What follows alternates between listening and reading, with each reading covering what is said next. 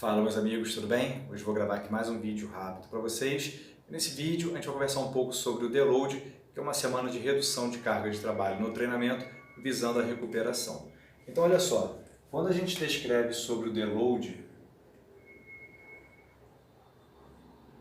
esse deload vai ser uma semana de redução de cargas de trabalho, visando a recuperação. Então a gente vai aplicar essa semana de redução de cargas, que seria o deload, visando a recuperação, para monitorar essa fadiga acumulada ao longo das semanas de treinamento. Então, quando a gente observa, por exemplo, um esquema de programação ou de periodização, por exemplo, desses períodos de treinamento, muitas vezes a gente vai observar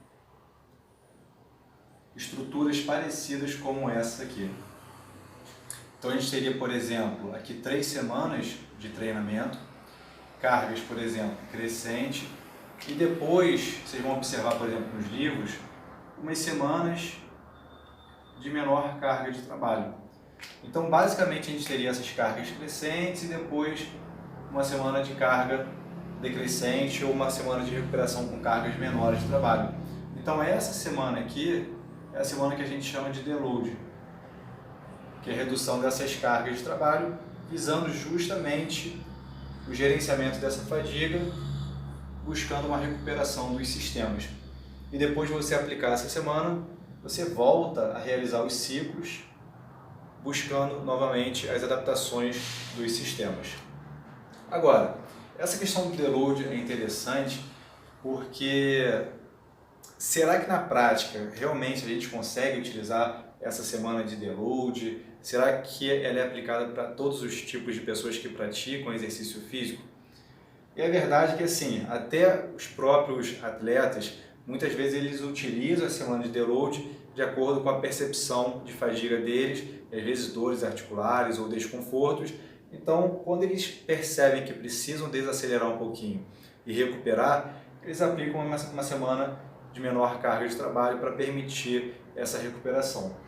Quando a gente fala, por exemplo, sobre personal trainer, muitas vezes o personal trainer, um aluno de personal, por exemplo, às vezes vai treinar 2 vezes por semana, às vezes vai treinar 3 vezes por semana, às vezes ele só treina com você, então às vezes ele só faz essas 2 vezes com você, ou às vezes ele só faz essas 3 vezes com você.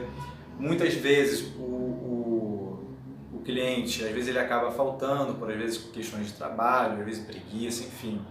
Então, além disso, dele treinar menos vezes, ele ainda tem chance, por exemplo, de falta. Então, nem sempre a frequência ainda vai ser o que era desejado.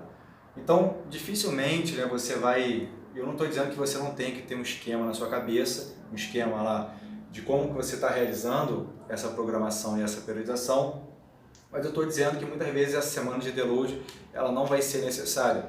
E além do mais, observando essa questão dos atletas que treinam com volume muito maior, treinam com intensidade muito maior, treinam com percepções de esforço muito maior, eles mesmos muitas vezes eles ou não realizam ou só realizam quando sentem que é necessidade da semana de deload. Imagina às vezes para uma pessoa que treina de forma recreacional, às vezes com volume mais baixo, intensidade mais baixa, não exige também tanto de esforço, por exemplo. Então, muitas vezes para esses alunos de personal, por exemplo, não vai ser necessário essa semana de deload, porque a semana de deload vai ser a própria falta, ou às vezes a semana ali que ele não consegue treinar, tá bom? E aí você saber dessas coisas também é interessante. Se você sabe que o seu aluno vai viajar, você organiza aquela semana, por exemplo, a ser a semana de deload.